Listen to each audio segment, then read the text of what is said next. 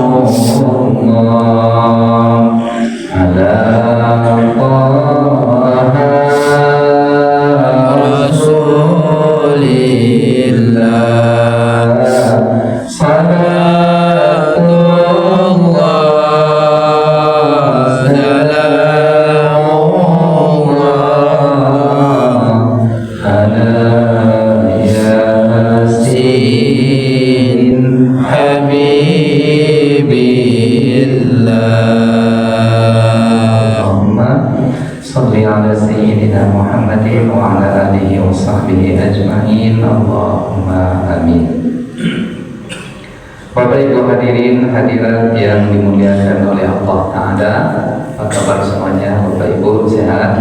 Alhamdulillah sehat, badan panjang umur, istiqamah dalam kebaikan, amin ya rabbal alamin. Kita lanjutkan kembali kajian rutin bulanan kita membahas kitab Maqasidul Ibadat karya Al-Imam Al-Izzu bin Abdissalam, di mana pembahasan kita yang terakhir pada pertemuan yang lalu adalah makna dari kalimat atau kata sirat, ihdinas siratal mustaqim. Kata sirat itu diartikan atau maknanya, tafsirnya adalah tauhid dan dinul Islam, agama Islam. Jadi ketika kita mengucapkan ihdinas siratal mustaqim,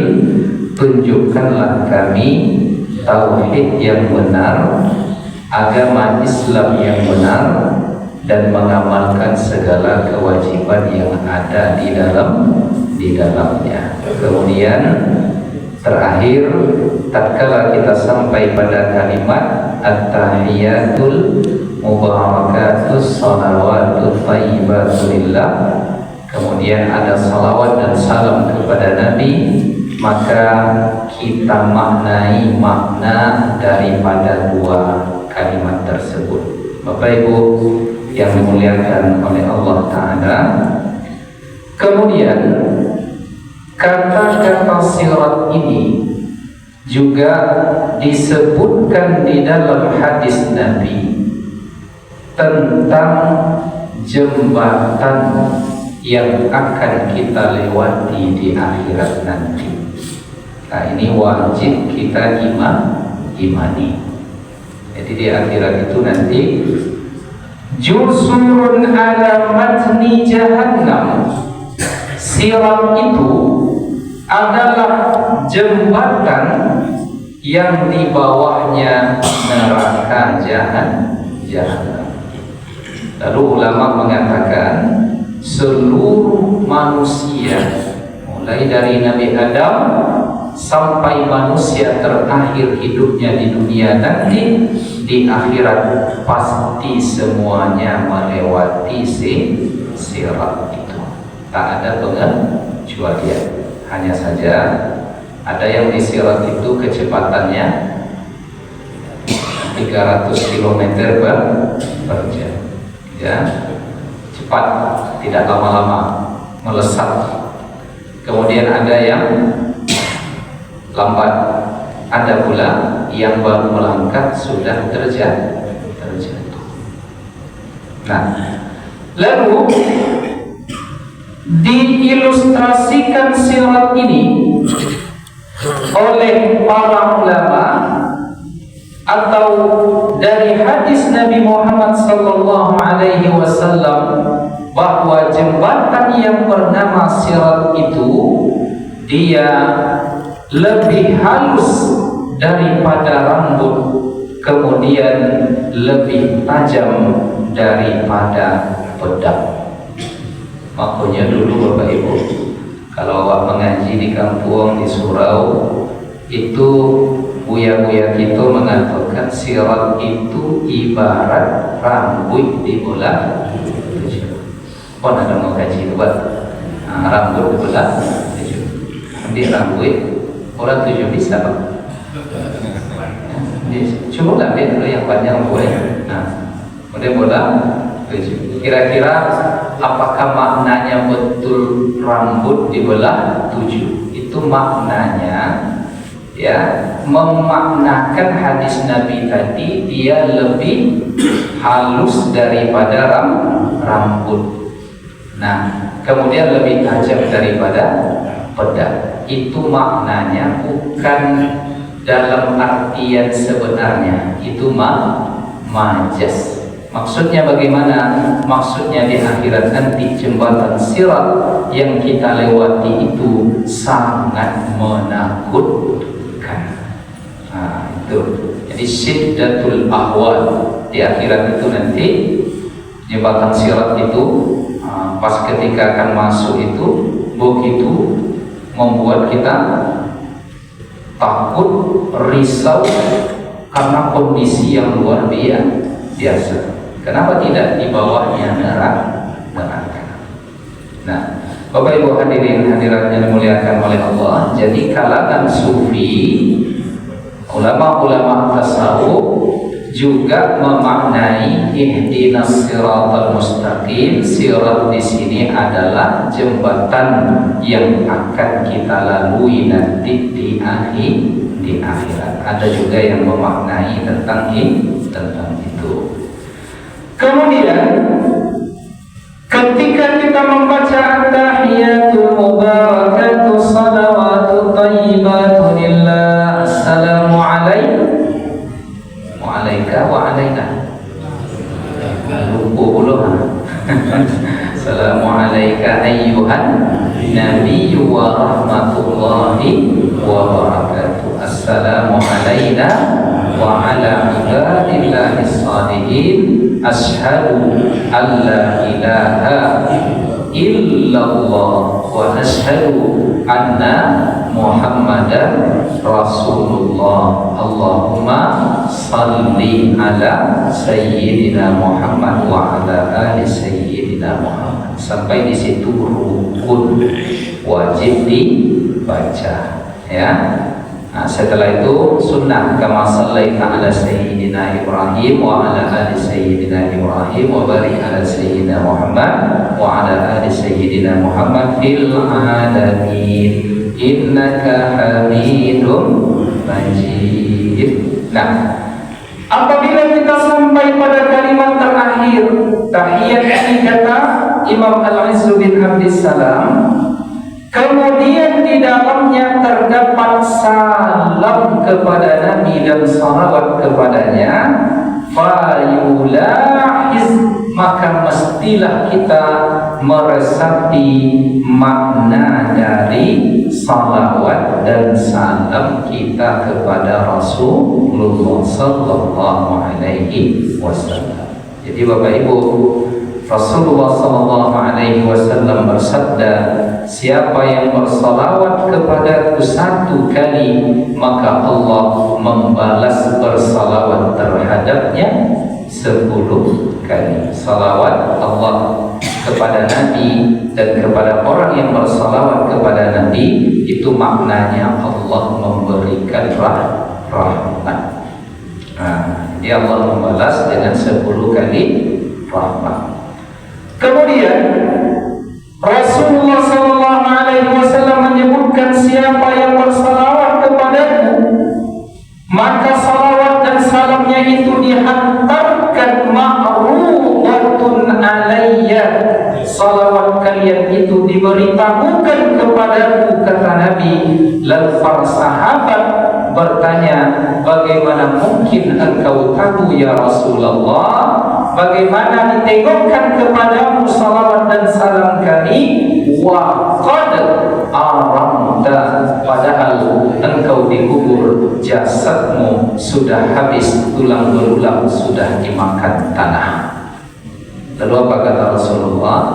Innal arda, ya, innallaha, sesungguhnya Allah, harrama 'alal ardi, mengharamkan ke tanah, ke bumi ini, antakula ajsadal anbiya. Allah mengharamkan bumi ini, tanah ini memakan jasad para nabi. Berarti jasad para nabi di dalam kuburnya utuh, ya. Jangankan para nabi dan rasul, Bapak Ibu, ya, berita beberapa tahun yang lalu ada salah seorang ulama Indonesia ini yang panjang umur wafat di saat haji di Makkah, ya. Siapa namanya? Syekh Maimun Zubair. Kalau di Jawa santri-santrinya menyebut Mbah Mun, ya, Syekh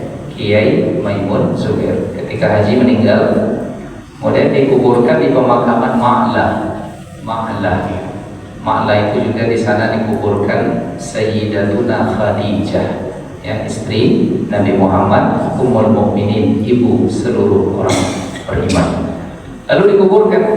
Nah, biasanya di pemakaman di Arab Saudi itu setelah setahun itu kalau ada mayat yang datang, ya, itu dibuka lagi kuburan yang sama.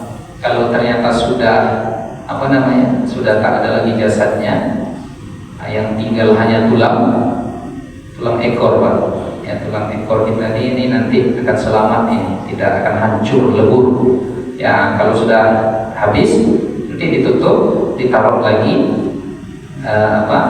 jenazah yang baru. Jadi setelah setahun dibukalah makam Syekh Maimun Zubair untuk diletakkan jenazah yang baru di sana. Dan Masya Allah, ternyata jasadnya masih utuh. Itu kesaksian murid-muridnya yang ada di Makkah pada waktu itu, ya. Jadi tak jadi kuburan Syekh Maimun itu dibongkar, ditutup lagi. Jadi jangankan para nabi, orang-orang soleh juga mendapat kemuliaan dari Allah. Apa dia? Jasad mereka tidak dimakan oleh tanah. Mudah-mudahan masuk yang seperti itulah kita nanti hendaknya. Kalau tidak seperti itu, ya semoga nanti mendapat nikmat kubur. Ya Allahumma ja'al qabrahu rawdatan min riyadil jannah. Semoga kuburan-kuburan kita nanti menjadi taman-taman surga. Nah, Bapak Ibu yang dimuliakan oleh Allah. Kemudian Nabi mengatakan, sesungguhnya Allah mengharamkan tanah itu untuk memakan jasad para nabi dan rasul. Kemudian di hadis lain Nabi mengatakan, tidak satu pun di antara kalian yusallimu alayya, berkirim salam kepadaku. Jadi ada salawat, ada salam, ya. Allahumma salli itu salawat, wa sallim itu salam.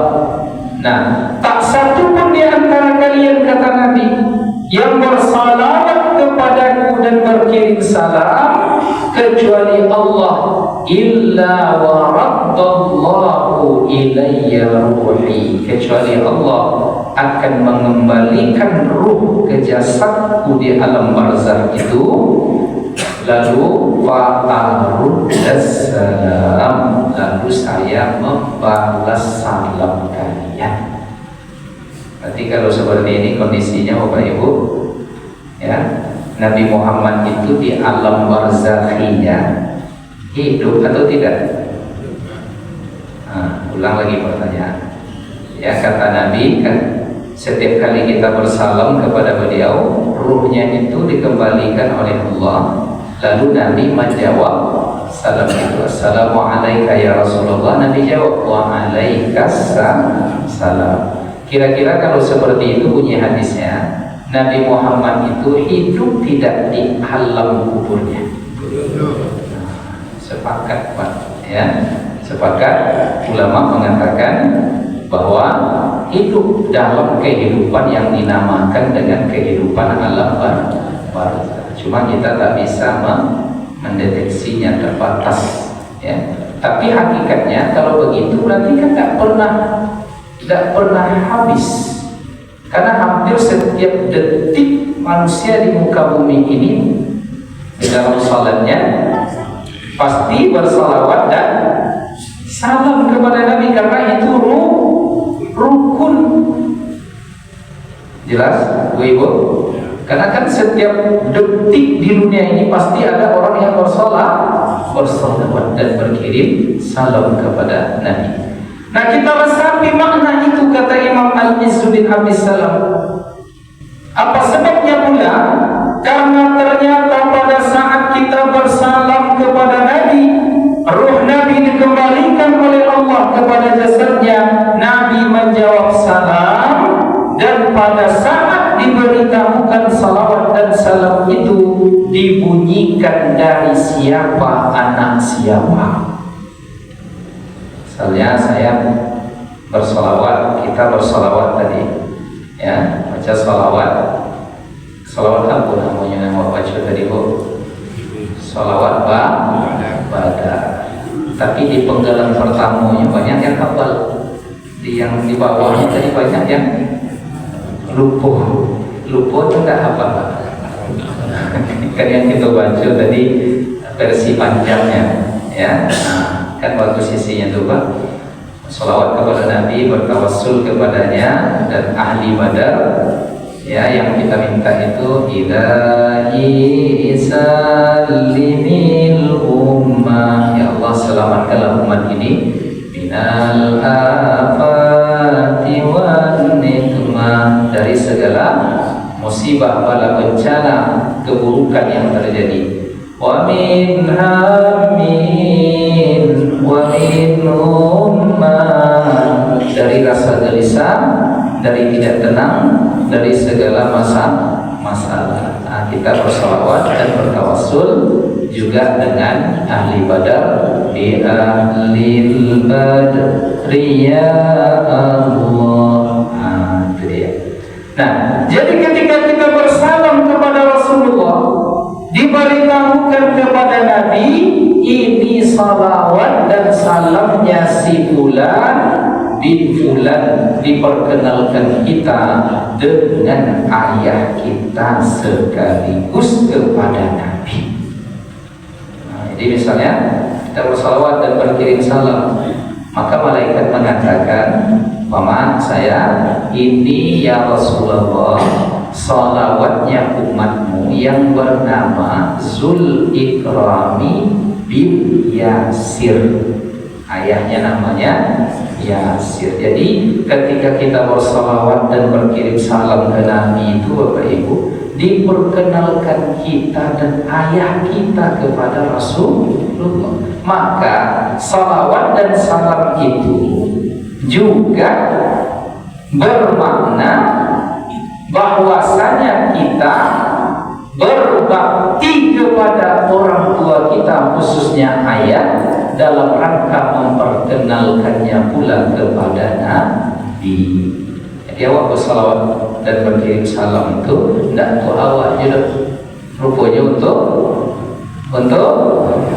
ayah kita.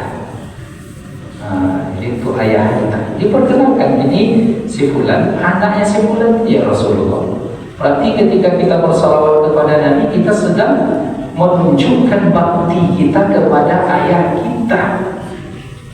Maka kalau ada yang malas bersalawat kepada Nabi, berarti tidak sayang ke ayahnya. Apalagi kalau orang tua sudah meninggal, ya perbanyak salawat, mengalirlah itu kepada orang tua kita yang ada di dalam kubur. Karena setiap kali kita bersalawat, diperkenalkan ayah kita oleh malaikat kepada Nabi. Jadi Jadi bahkan Bapak Ibu, dalam satu riwayat disebutkan ya bin-binnya itu ke generasi berikutnya, ya, sampai 5 atau 4 nasab. Ini selawatnya si fulan bin fulan bin fulan bin fulan bin fulan. Berarti kan sampai ke datuk, ayah dari datuk itu apa namanya Pak? Buyut. Nah, ayah dari buyut itu buyat apa? Biar Pokoknya itulah ya. Bapak-bapak ada yang hafal nasabnya sampai 5 ke atas? Ada? Kalau kami di keluarga, ayah saya dulu memperkenalkan itu Zulkifli. Jadi ada ranji nasab tuh di rumah Pak. Ini keturunan ini Zulkifli bin Yasir bin Bilal Sirat bin Ali bin Adam. Nah, itu kami hafal itu. Jadi diperkenalkan Adam ini siapa, Andi ini siapa. Nah, kalau datuk saya masih ketemu. Di ayah datuk itu tak ada lagi, tak ketemu. Ayah dari datuk itu tak ketemu lagi. Ya, nah, jadi diperkenalkan manakibnya. Manakib itu kemuliaan, kebaikan, akhlaknya. Nah, datuk saya ini muazzin, ya, tukang azan di masjid pertama di kampung. Nah, kemudian kita kenal. Nah, kalau Pak Jun kenal Pak Jun bin mungkin sampai datuk aja mungkin ya, di atas kita tak tahu lagi. Nah, tapi kita ke anak-anak kita bisa kita buatkan nasabnya itu Pak, dikenalkan. Nah, kita kalau kita mungkin sampai datuk, nah, berarti anak kita nanti tahunya ayah dari datuk kita. Itu juga dia ke anaknya nanti. Kalau perlu buat catatan di rumah itu, inilah jalur nasab kita, supaya anak-anak keturunan cucu cicit kita tahu. Ya, setidaknya antuknya dulu pernah mengaji kitab Maqasidul Ibadat di Masjid Muhajirin. Kan ada ceritanya tuh, ya, jamaah tetap, jamaah yang selalu bersujud, ahli ibadah ya di masjid ini. Ada ceritanya, dan itu memberikan semacam keberkahan kepada anak keturunan. Nah, jadi Bapak Ibu hadirin hadirat yang dimuliakan oleh Allah Ta'ala, berarti jika begitu adanya, maka muncul pertanyaan, kalau demikian putus tidak perhubungan kita dengan Rasulullah setelah Nabi wafat? Ya, terhubung selalu melalui salawat dan salam kepada Nabi. Sehingga apa? Perhubungan yang tidak putus ini pun dipertegas oleh Rasulullah sallallahu alaihi wasallam, inna a'malakum ma'rudatun alayya. Amal-amal kalian ini, kata Nabi, itu sebenarnya diberitahukan, ya, kepada.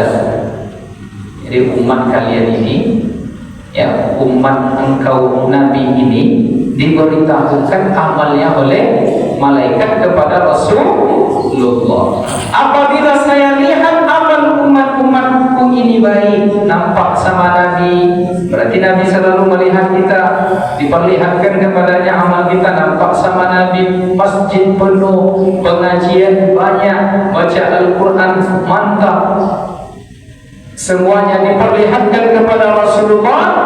Lalu Nabi mengatakan, hamidullah alaihi, saya memuji Allah, alhamdulillah, amal-amal umatku. Hello, tengok di Masjid Muhajirin rutin salat berjamaah hidup, yang rutin kajian-kajian diangkat. Maka Nabi memuji Allah, mengucap tahmid, alhamdulillah. Namun kata Rasulullah, bila diperlihatkan kepadaku amal umatku khairan, ternyata ada yang buruk, jadi dilaporkan kepada Nabi, umatmu korupsi 70 kilo batang emas. Oh, 74 kilo lah. Atau 74 batang. Nah, pokoknya itulah ya. Kalau dibolehkan itu ke rukuk macam mana tuh Pak? Ya, pondok saja gitu. Tapi asli apa palsu? Katanya palsu. Asli. Katanya palsu, tapi kok ada yang asli agak 2-3 batang nih juga tuh Pak ya. Diberitahukan mereka melakukan amal buruk, mereka korupsi, mereka membunuh, mereka memabuk dan lain sebagainya. Maka apa yang dilakukan oleh Rasulullah tanda sayangnya kepada umatnya, Nabi meminta ampun kepada Allah atas dosa mereka. Jadi artinya kalau kita beramal buruk itu dalam tanda kutip membuat Nabi malu, ya, sehingga Nabi minta ampun kepada Allah terhadap kita. Nah, tapi bukan berarti kita melakukan keburukan, tidak. Minta ampunnya itu dalam rangka apa? Supaya tidak kekal di azab di neraka. Itulah keistimewaan umat Nabi Muhammad. Jadi berdosa tetap dihukum, tetapi istighfarnya Nabi itu meminta kepada Allah agar pelaku dosa-dosa besar ini bisa nanti pada akhirnya dapat syafaat. Tapi prosedur syarat ketentuan berlaku. Ya nanti korupsilah nggak salah teruskan nanti dapat istighfar dari Nabi. Tunggu dulu, tetap juga akan diberlakukan SOP-nya. SOP-nya apa ya? Dihisab, diazab dulu. Ujung-ujungnya nanti tak sudah sekian ratus tahun, karena 1 tahun di sana tuh Pak sama dengan 1 hari di sana sama dengan ka'alfi sanatin mimma ta'udun, sama dengan 1000 tahun. Jadi kalau transitnya di neraka itu 1 hari berarti 1000 tahun Pak di situ. Kalau 2000 berapa nanti? Barulah Nabi memberikan syafaat. Nah, Bapak Ibu yang dimuliakan oleh Allah, begitulah perhubungan kita kepada Rasulullah, sehingga hakikatnya Nabi tidak pernah putus dengan kita, karena salawat dan salam umatnya selalu mengalir sampai kepada Rasulullah. Itulah mengapa di dalam salat itu salawat dan salam kepada Nabi menjadi rukun salat. Nah, Bapak Ibu hadirin hadirat yang dimuliakan oleh Allah, selesai sampai di situ. Nah, sehingga apa? Sehingga bila mana pemaknaan kita dengan seluruh yang kita baca itu seperti yang diarahkan tadi, maka inilah nanti salat yang disifati oleh Allah Subhanahu wa ta'ala sebagai salat yang mampu menghalang dari perbuatan keji dan mungkar.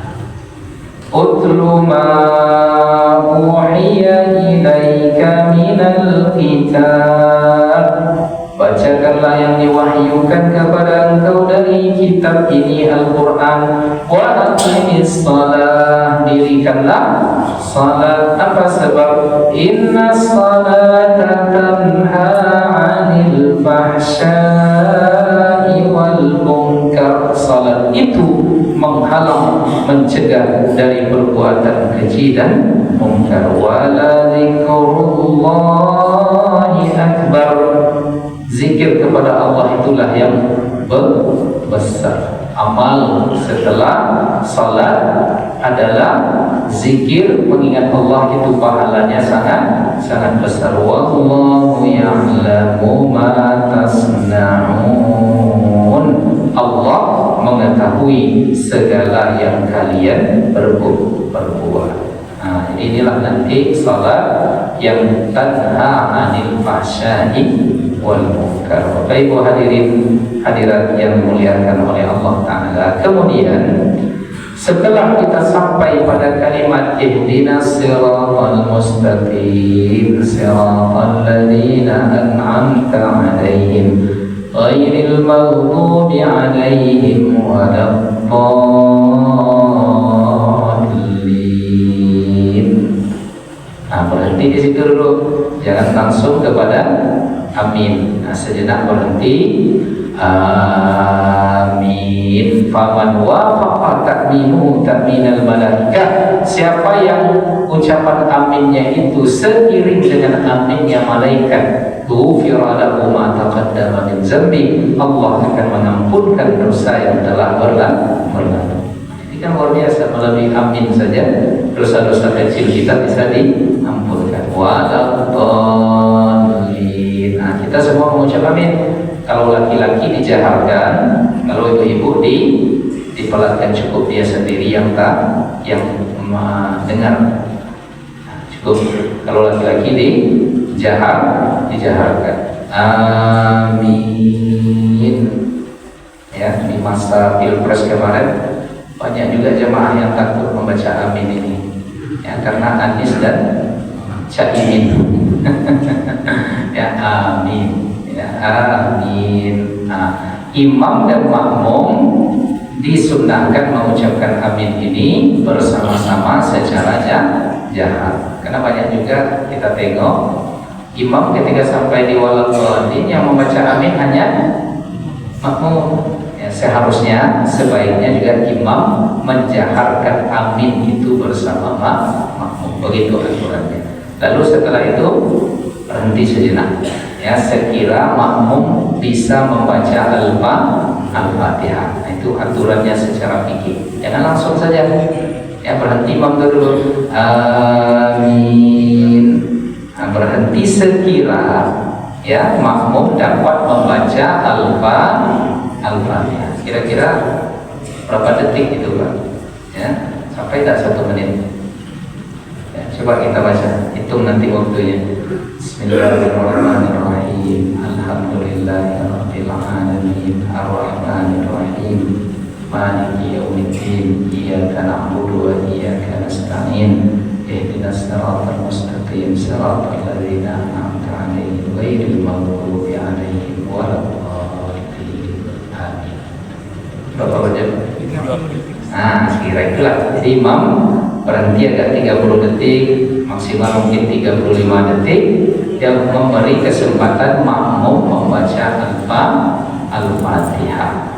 Ya, baru setelah itu imam membaca surat lengkap atau ayat. Nah, lalu dicontohkan di sini yang dibaca kata Imam Al-Aziz bin Abdissalam.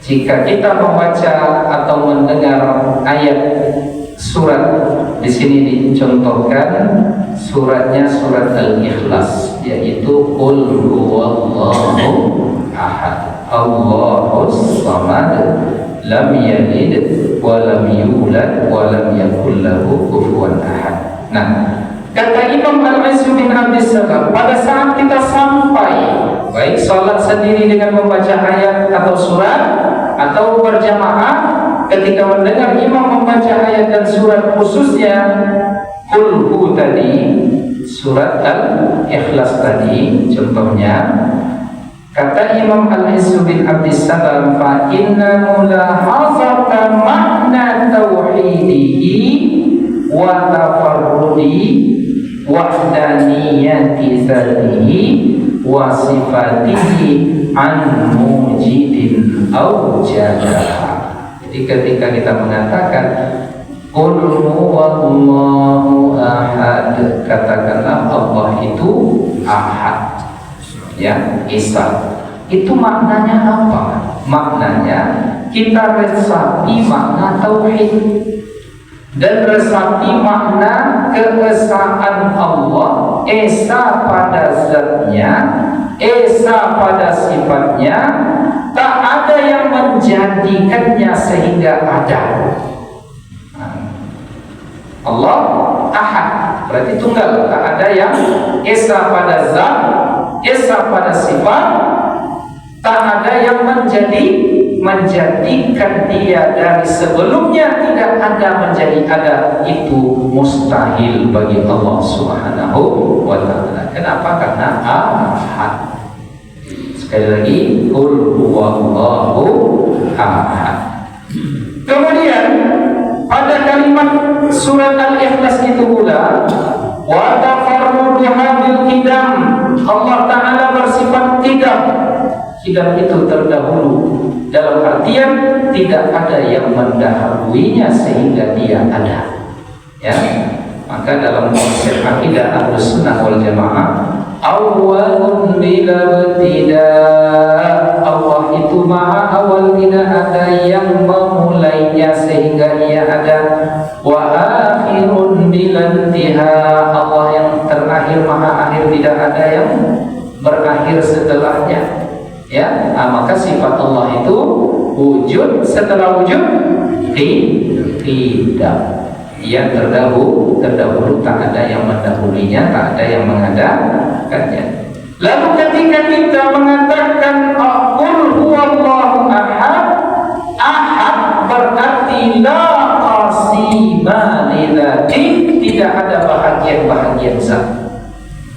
Tak bertangan, tak berkaki, tak berkepala, jangan sampai membayangkan demikian.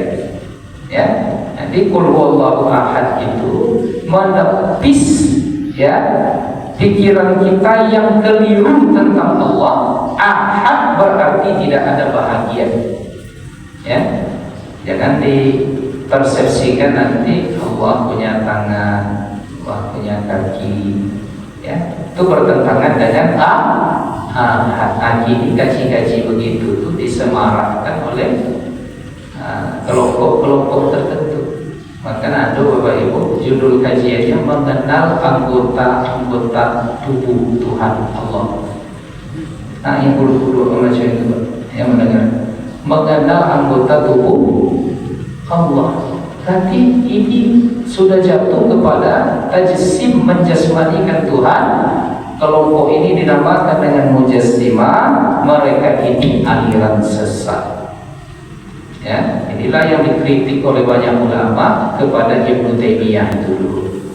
Nah, sehingga apa yang terjadi, pendapat dia itu sudah mati suri, dihidupkan kembali oleh kelompok ulama-ulama di antara Muhammad bin Abdul Wahab. Setelah itu hidup lagi di kerajaan Arab Saudi, sampailah hari ini ke Indonesia. Ya, kelompok yang percaya dia bahwa Allah memiliki tangan dalam makna hakiki. Lalu mereka alas, mereka tutup, ya cuma tangannya tidak sama dengan tangan awal. Tuhan punya tangan, tapi tangan tidak sama. Nah, berlindung dengan kalimat tangannya tidak sama ya tangan awal. Nah, muncul pertanyaan, awak punya tangan tak, Pak? Punya. Kucing punya tangan tak? Punya. Kobok punya tangan tak? Berarti sama-sama punya organ. Jadi sekalipun mereka mengatakan tidak sama dengan tangan kita, berbeda, tapi kan hakikatnya sama-sama punya organ. Hubungan atau apa namanya, ya, emosi roh DWM bagian. Ya, sama-sama punya organ, sekalipun berlindung dengan kalimat tidak sama dengan tangan kita, tapi mereka tetap mengatakan ada tak. Berarti la qasima li zati, demi Allah tak ada bahagian-bahagian. Maka konsepnya sederhana, apapun yang terlintas di pikiranmu tentang Allah, ya begini-begini, Allah pasti berbeda dari persepsi yang terlintas di pikiran. Maka tidak perlu kita mengaji tangan Tuhan, kepala Tuhan, apa. Tidak perlu. Cukup kita dengan qul huwallahu ahad. Selesai di situ.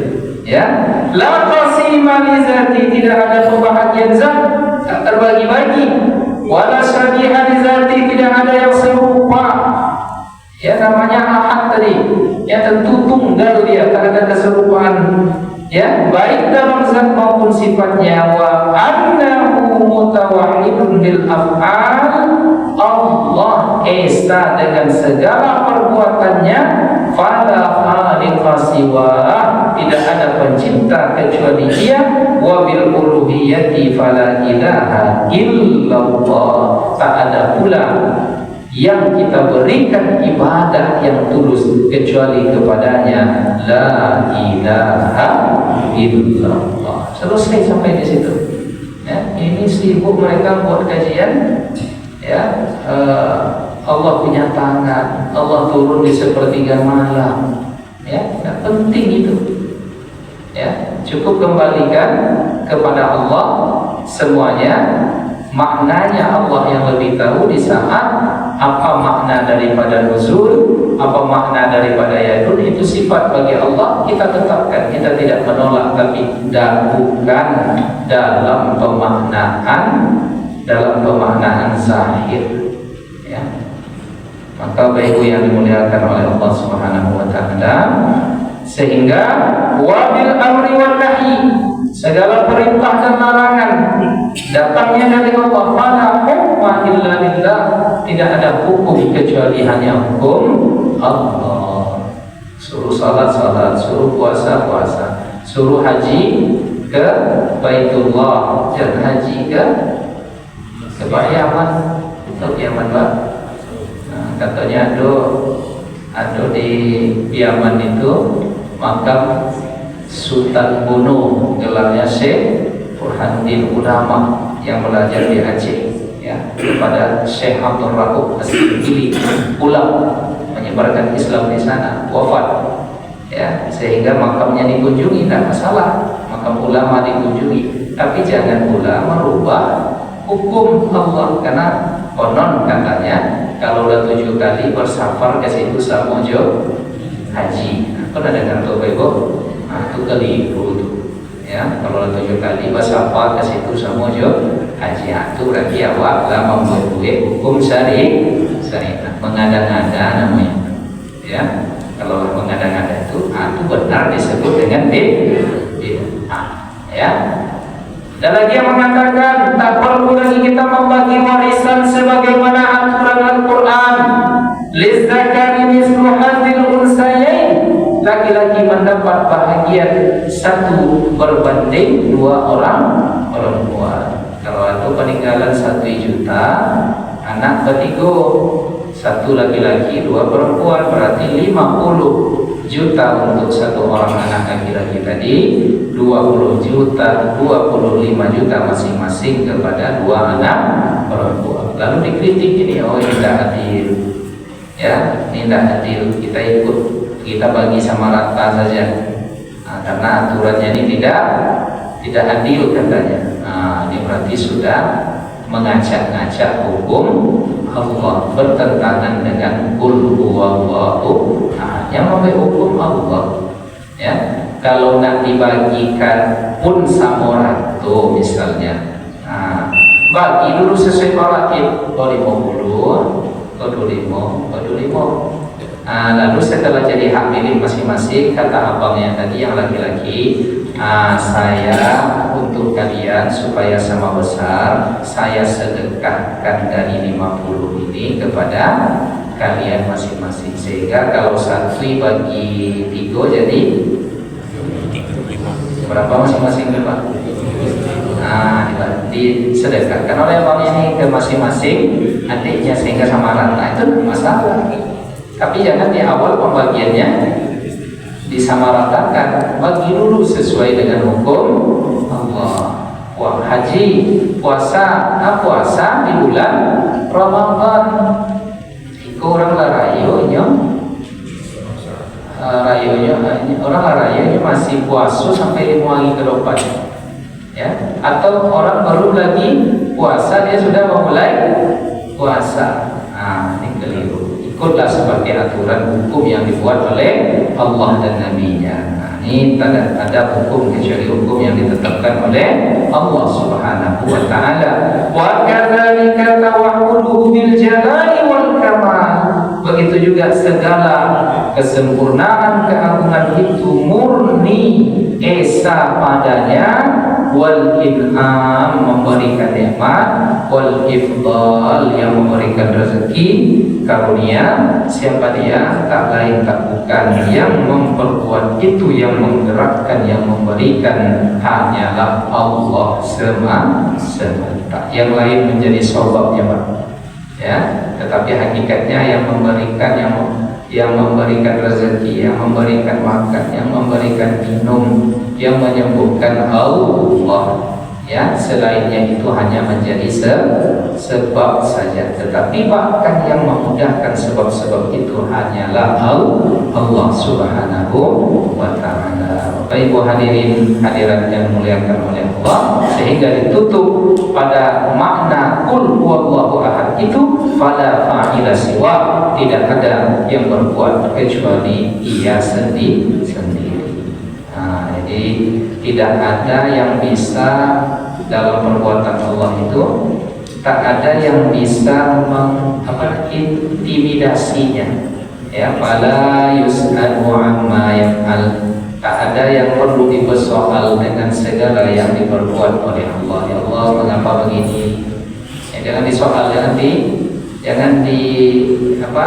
ditanya-tanya. Kenapa harus saya lahir sebagai anak si anu? Kenapa tidak anak si anu saja, bisa jadi wakil presiden langsung misalnya? Ya, kenapa jadi macam-macam? Itu tak bisa diintimidasi. Allah yang menentukan. Ini jadi anak siapa, ini jadi suami siapa, ini lahir sebagai suku apa, itu tak bisa awak pemilih. Ini tak menjadi orang Arab, tak bisa. Ya, semuanya terpulang kepada kehendak Allah Subhanahu wa Ta'ala. La yus'alu amma yaf'al. Jangan dipersoal apa yang diperbuat oleh Allah. Wa yus'aluna amma, ya, dalam Al-Quran disebutkan wa tus'aluna amma taf'alun. Justru yang akan disoal itu nanti amal kalian, yang akan dihisab itu amal kalian. Sesekali kita mempertanyakan kehendak Allah Subhanahu wa Ta'ala. Kenapa usianya hanya sampai 50? Kenapa tak panjang? Kenapa begini? Dalam hal iradat Allah, kehendak Allah, tak boleh kita pertanyakan apa sebab. Qul huwallahu ahad. Itulah kajian kita pada pagi ini.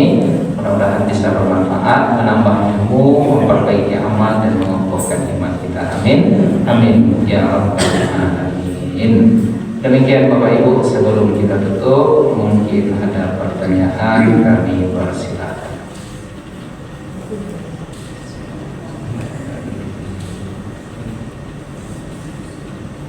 Sudah cukup? Pas? Kalau pas itu berarti masuk haji. Alhamdulillah, sallallahu rabbuna ala nuril mubin Ahmad al-Mustafa sayyidil mursalin wa ala alihi wa sahbihi ajma'in wa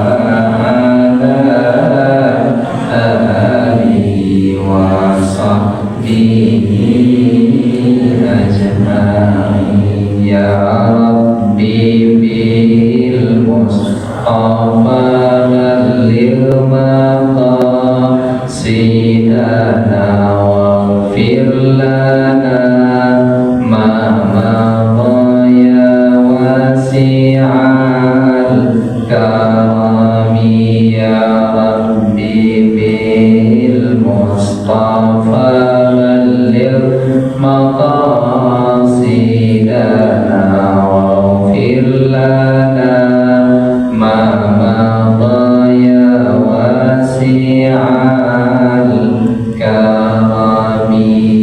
Wabillahi taufiq wal hidayah. Mohon maaf lahir dan batin. Wassalamualaikum warahmatullahi wabarakatuh.